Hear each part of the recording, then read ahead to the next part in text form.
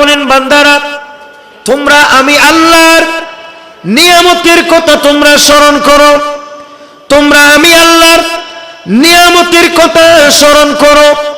সেটা আবার কোন নিয়ামত আমরা চিনতে পারবো না, বুঝতে পারবো না। তার জন্য আল্লাহ তাআলা আমাদেরকে ব্যাখ্যা করে জানিয়ে দিচ্ছেন, আমি ওই নিয়ামতের কথা বলছি যেই নিয়ামত দুনিয়াতে আসার আগে তোমরা একে অপরের দুশমন ছিলে, আর ওই নিয়ামত আসার পর তোমাদের একে অপরকে দুস্থ বানিয়ে দিয়েছে, একে অপরের মধ্যে ভাই বানিয়ে দিয়েছে। কুরআনুল কারীমের এই আয়াতে আল্লাহ পাক সুবহানাহু ওয়া তাআলা কত চমৎকারই বলেছেন। আল্লাহ বলেন বান্দা তোমরা আমি আল্লাহর দেয়া, আমি আল্লাহর নিয়ামতের কথা তোমরা স্মরণ করো। একটু জোরে বলো না সুবহানাল্লাহ। আমি আল্লাহর নিয়ামতের কথা তোমরা কি করো? স্মরণ করো। ভাই রাসূল করিম সাল্লাল্লাহু আলাইহি ওয়াসাল্লামের অনেকগুলো নাম আছে, সেখানের ভিতরে একটা নাম হচ্ছে নেয়ামতুল্লাহ বা আল্লাহর নিয়ামত। আমার নবীর যত নাম আছে সেখানের ভিতরে একটি নাম হচ্ছে রহমতুল্লাহ বা রহমত, আল্লাহর রহমত। একটু জোরে বলো না সুবহানাল্লাহ। এখানে আল্লাহ পাক সুবহানাহু ওয়া তাআলা নেয়ামতুল্লাহি বলে আল্লাহ পাক সুবহানাহু ওয়া তাআলা তার প্রিয় বন্ধুকে বুঝিয়েছেন। কারণ আল্লাহ যত অনুগ্রহ আমাদেরকে করেছেন সবথেকে বড় অনুগ্রহ হচ্ছে নবী করিম সাল্লাল্লাহু তাআলা আলাইহি ওয়াসাল্লামার উম্মত বানানোর অনুগ্রহ। কথা বলেন ঠিক কিনা? কারণ আমি সব নিয়ামত পেয়েছি তোমার সাদকায়, তাই তো আমি আল্লাহর পরে তোমার গুণ গাই, তোমার গুণ গাই। আমি সব নিয়ামত পেয়েছি তোমার সাদকায়, তাই তো আমি আল্লাহর পরে তোমার গুণ গাই, তোমার গুণ গাই। আমি গাইব গুণ গান তোমার মোহাব্বত নিয়ে, আমি মরতে চাই নবী তোমার আশিক হয়ে। আমি ধন্য গো রাসূল তোমাকে পেয়ে। সালাতুন ইয়া সালামুন ইয়া হাবিবাল্লাহ। এবার সবাই বলেন না মারহাবা। তাহলে আল্লাহর জমিনে আমরা যত নিয়ামত পেয়েছি সব থেকে বড় নিয়ামত হচ্ছে রাসূল করিম সাল্লাল্লাহু আলাইহি ওয়াসাল্লাম। কথা বলেন ঠিক কিনা? এর চেয়ে বড় নিয়ামত আর আছে? আমার নবী যে বড় নিয়ামত, এতে কোনো সন্দেহ আছে? আপনারা কি বলেন, সন্দেহ আছে? তো এখানে যে আল্লাহ বলেছেন ওয়াযকুরু নি'মাতাল্লাহি আলাইকুম, তোমরা আমি আল্লাহর নিয়ামতকে স্মরণ করো। তো এখানে যে নিয়ামত মানে রাসূল, এটা আমরা কিভাবে বুঝলাম? এখানে তো রাসূল উল্লেখ নাই।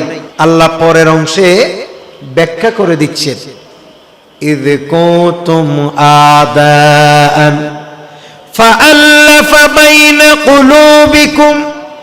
বলে বান্দারা আমার, ওই নিয়ামত আসার আগে, সবাই বলেন ওই নিয়ামত আসার আগে তোমরা ছিলে একে অপরের দুশমন। সবাই বলেন তোমরা একে অপরের কি ছিলে? দুশমন। আর ওই নিয়ামত আসার পরে তোমরা হয়ে গেছো ফাআল্লাফা বাইনা কুলুবিকুম ফাআসবাহতুম বিনিয়ামাতিহি। ওই নিয়ামত আসার পর তোমরা তোমাদের অন্তরে দুশমনি দূরীভূত করে বন্ধুত্ব স্থাপন করে দিয়েছেন। ওই নিয়ামত এসে তোমাদের একে অপরকে ইখওয়ানা, তোমাদের একে অপরকে ভাই বানিয়ে দিয়েছে। তার মানে স্পষ্ট হয়ে গেল ওই নিয়ামত এটা নির্দিষ্ট একটি নিয়ামতের কথা বলেছে, যেই নিয়ামত আসার আগে আমাদের মধ্যে দুশমনি ছিল। আর এইরকম ইতিহাস দেখা যায় নবী করিম সাল্লাল্লাহু আলাইহি ওয়াসাল্লাম এই বিশ্বে শুভ আগমনের আগে মানুষের একে অপরের প্রতি দুশ্মনী থাকতো, একে অপরের প্রতি শত্রুতামি ছিল, আমার নবী এসে সমস্ত শত্রুতামি দূরীভূত করে আমাদেরকে বন্ধুত্ব বানিয়ে দিয়েছেন, আমাদেরকে ভাই বানিয়ে দিয়েছেন। জোরে বলুন সুবহানাল্লাহ। কথা বলেন ঠিক কিনা? আপনারা এখানে অনেক ইতিহাসের ছাত্র আছে, আপনারা জানেন তৎকালীন আরবের দুটি প্রসিদ্ধ গোত্র, একটির নাম হচ্ছে আউস গোত্র আর একটার নাম হচ্ছে খাজরাজ গোত্র। সবাই বলেন ঠিক কিনা? এই দুই গোত্র এরা এমন মারাত্মক ছিল, এক গোত্র অপর গোত্রের সাথে অনেক দিন যুদ্ধ চলছে। আবার যুদ্ধ কোনো বিরাট কোনো বিষয় নিয়ে যুদ্ধ চলছিল না, শুধু সামান্য একটি বিষয়কে কেন্দ্র করে। সেই বিষয়টা কি? ও আউস গোত্রের ছাগল গিয়ে খাজরাজ গোত্রের খেটকাই ফেলছে। এই শুধু ছাগল গিয়ে খেটকাওয়ার কারণে যুদ্ধ চলতে চলতে চলতে চলতে এক নাগারে 120 বছর যুদ্ধ চলেছে। কথা বলেন কয় বছর? এগুলো কি তোরা মুরা কথা? ছাগল কি খাইছে? জোরে বল না, কি খাইছে?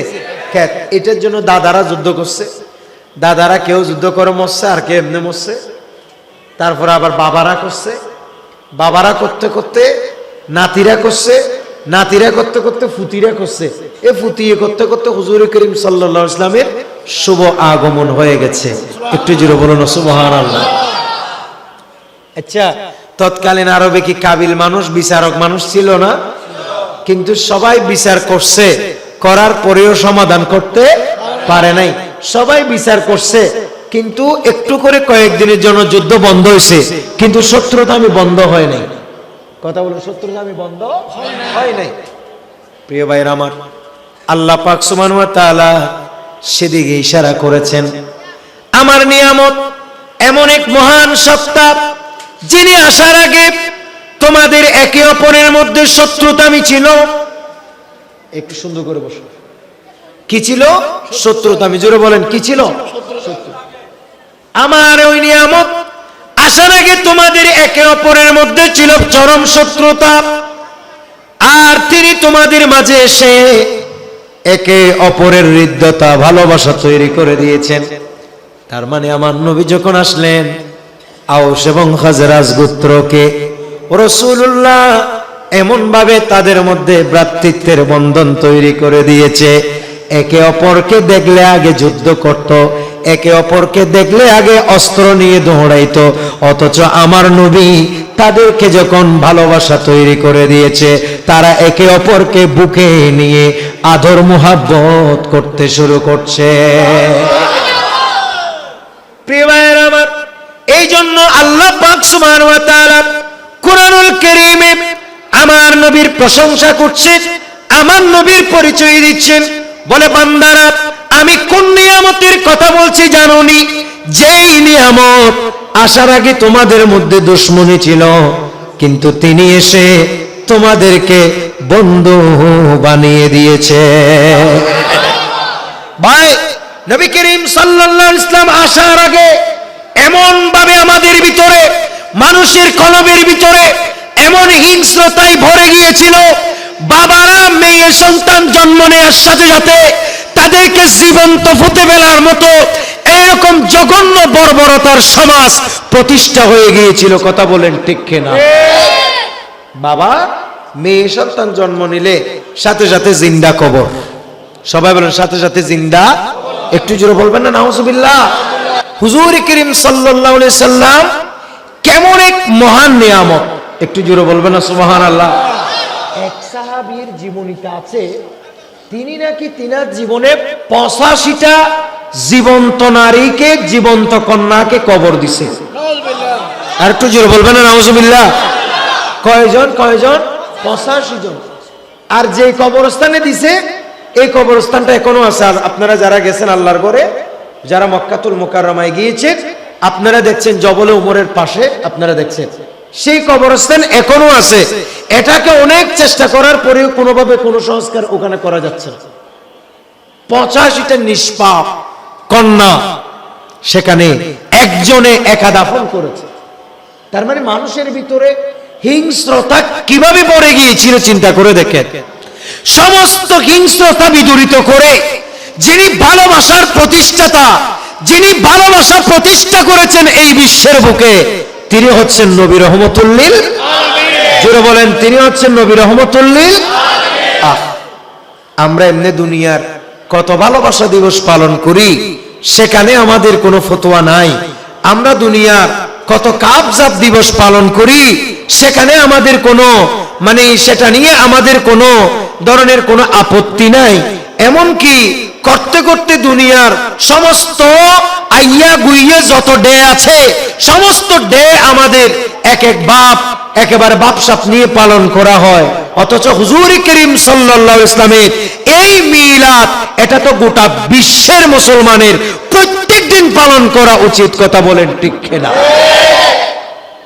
অথচ আজ সেই রসুলের মিলাদ করলে আমাদেরকে কেউ বেদাতি ফতোয়া দেয়, আমাদেরকে কেউ হারাম ফতোয়া দেয়, আমাদেরকে কেউ এভাবে বিভিন্ন ধরনের ফতোয়া দেয়, বিভিন্ন নাজায়েজ ফতোয়া দেয়, আমাদেরকে কেউ বিভিন্ন ভাবে এটা কি কোরআনে আছে এ ধরনের ফতোয়া দেয়।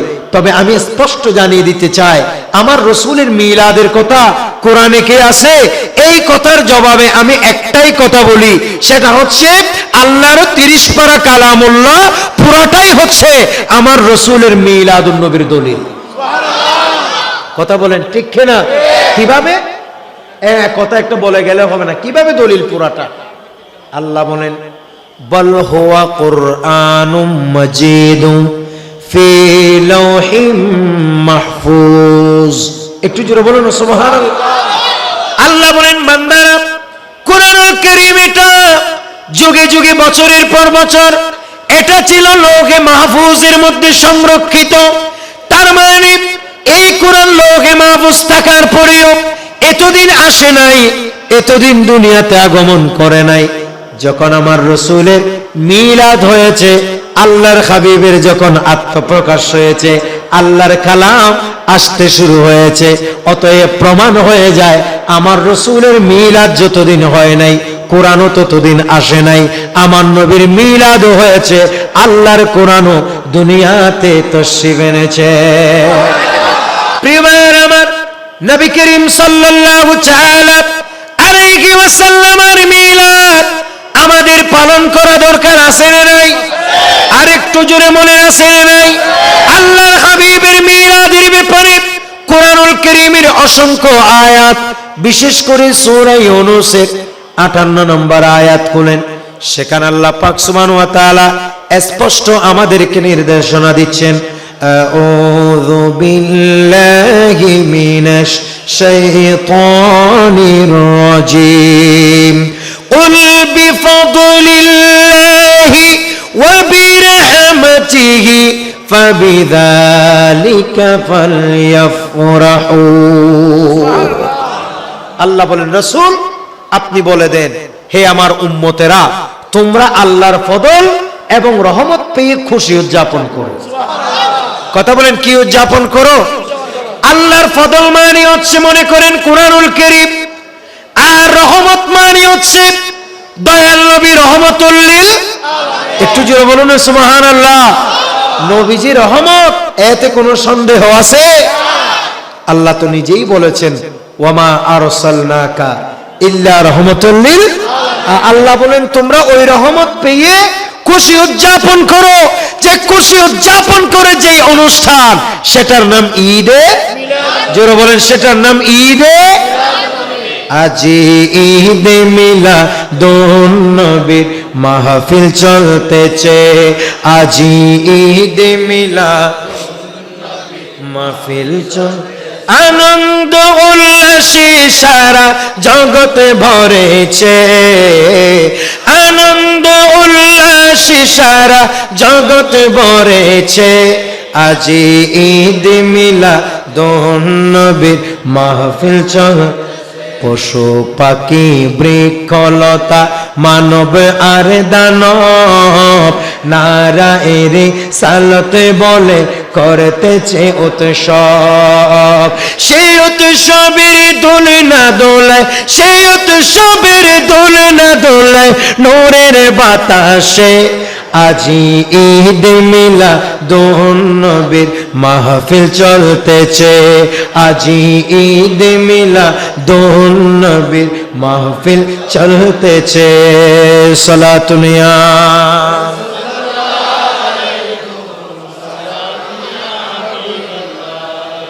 গভীর মনোযোগ প্রিয় ভাইয়ের আমার। তাইলে কুরআনুল কারীমের ভিতরে মিলাদুন নবী উদযাপনের কথা আছে না নাই? তবে হ্যাঁ, মিলাদুন নবী শব্দ কোরআনে, কথা বলেন না, মিলাদুন নবী শব্দ এটা কোরআনের কোথাও নাই। মিলাদুন নবী শব্দ এটা কোরআনে নাই। তা অনেকেই বলে মিলাদুন নবী শব্দ কি কোরআনে আছে? তোমরা যে মিলাদুন নবী করছো, আপনি তাদেরকে জিজ্ঞেস করিয়েন নামাজ শব্দ কি কোরআনে আছে? কথা বলেন আছে? আপনি তাদেরকে জিজ্ঞেস করিয়েন রোজা শব্দ কি কোরআনে আছে? তার মানে নামাজকে আল্লাহ সালাত বলেছেন, রোজাকে আল্লাহ সিয়াম বলেছে, ঈদ মিলাদুন নবীকে আল্লাহ সূরা ইউনূসের 58 নম্বর আয়াতে ফালিয়াফরাহু বলেছে। কথা বলে ঠিক কিনা? অনেকে বলে নবী কি মিলাদুন নবী করছে? ইয়েস, করেছে। সহিহ মুসলিমের বর্ণনায় হাদিস আছে, হুজুর করিম সাল্লাল্লাহু আলাইহি ওয়াসাল্লামকে জিজ্ঞেস করা হয়েছে, ইয়া রাসূলুল্লাহ আপনি কেন প্রত্যেক সোমবারে রোজা রাখেন? আমার নবী বলেন, উলিদতু ফীহি, আজকের এই দিনে সোমবার দিন আমি রাসূল দুনিয়াতে শুভ আগমন করেছি। আমি রাসূল দুনিয়াতে শুভ আগমন করেছি, এই দিন উপলক্ষে আমি মিলাদুন নবীর রোজা রাখি। একটু জোরে বলবেন না সুবহানাল্লাহ? এখন অনেকেই বলবে রাসূলুল্লাহ রোজা রেখে মিলাদ করেছে, তাইলে তোমরাও রোজা রাখো না কেন? তা আমরা কি করি? আমরা মাহফিল করি, তো তুমি রোজা রাখো। কথা বলেন না, ঠিক নেবে? ঠিক। আমরা মাহফিল করতেছি, তুমি রোজা রাখো, মিলাদুন নবী করো। রোজা রাখা যেমন নফল, মিলাদ মাহফিল করাও নফল। আর আমরা যদি মিলাদ মাহফিল না করলে আমার নবীজি রোজা রেখে মিলাদ করেছে এটা কিভাবে জানতো? কথা বলে না, ঠিক নেবে? ঠিক। প্রিয় ভাইয়েরা আমার, এই জন্য মনে রাখবেন নবী করিম সাল্লাল্লাহু তাআলা আলাইহি ওয়াসাল্লামের এই মিলাদুন নবী কেউ যদি রোজা রেখে পালন করতে চায় তাও জায়েজ, আবার কেউ যদি খাবার দাবারের মাধ্যমে পালন করতে চায় তাও জায়েজ, আবার কেউ যদি আমার নবীর মিলাদুন নবীর বয়ান বিভিন্ন রকমের আলোচনা করে যদি মিলাদুন নবী পালন করতে চায় সেটাও নিষেধ নাই, বরং এগুলো সব জায়েজ। একটু জোরে বলুন না সুবহানাল্লাহ। সুতরাং যারা বলে মিলাদুন নবী কোরআনে নাই, এটা একটা মিথ্যাচার। যারা বলে রাসূলুল্লাহর মিলাদ হাদিসে পাকে নাই, এটাও জঘন্য মিথ্যাচার। নবী করিম সাল্লাল্লাহু আলাইহি ওয়াসাল্লাম নিজেও করেছেন, অন্যান্য সাহাবায়ে কেরামও করেছেন, এমনকি করতে করতে করতে করতে আল্লাহর জমিনে বড় বড় বুজুর্গরা করেছেন।